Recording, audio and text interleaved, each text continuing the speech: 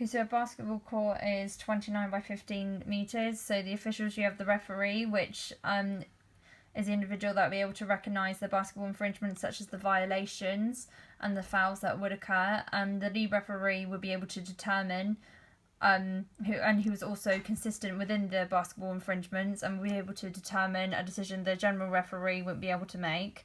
The scorer is the individual that will keep the correct scores from the offence and the defence team, and the timer will be able to successfully record the times of the correct quarters played by the players.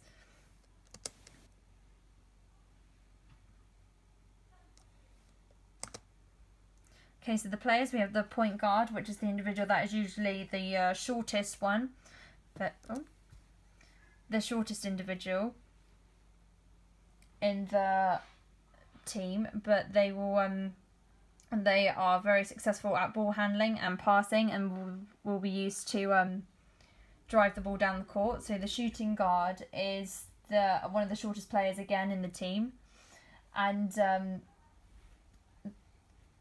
as well as a point guard, and they are also responsible for bringing the ball down the court. And then you have the small forward, which is the shorter of the two forwards. They must have enough height and the ability to play inside the court. And then we have the power forward, and they're the next tallest players in the team. They're the closest to the centre in physical attribute and in playing style. However, they have to have more speed than the general because they need to be able to retrieve the rebounds as quick as possible. And the centre, they are generally the tallest players who in the basket, and they're responsible for getting up high and also for rebounds.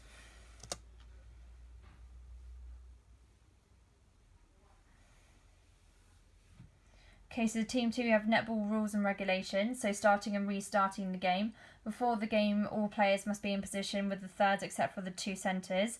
Before the game starts, the centre starts up with the ball, and the game officially starts when the umpire blows the whistle. The other foot cannot have contact with the ground unless you are outside the circle.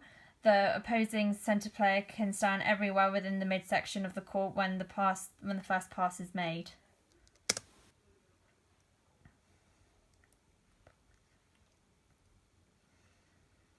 Okay, so the first pass the centre makes has to be received from inside the middle centre third. The centre players take alternate passes. This restarts the game after a goal and is scored. The new rule that has just been brought in is delaying play. So once a goal is scored, all players must be ready onside as well as the centre players. The match officials will signal by using their whistle to signal the start and the end of each netball quarter. The game as a whole is typically 60 minutes.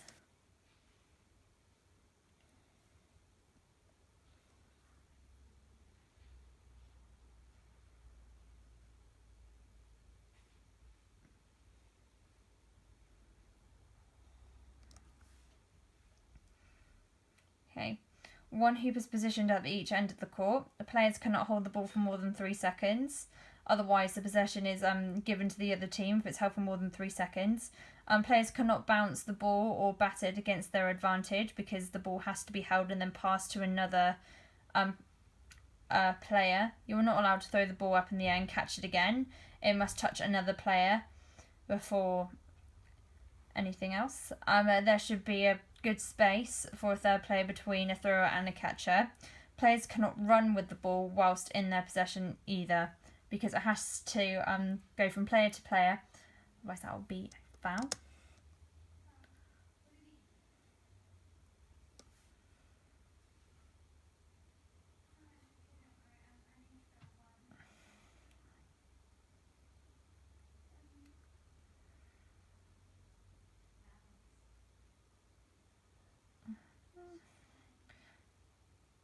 Okay, so the contact rule: no charging, pushing, tripping or holding onto the ball when it's on another opponent's possession. No deliberate or accidental obstructing of any opposing team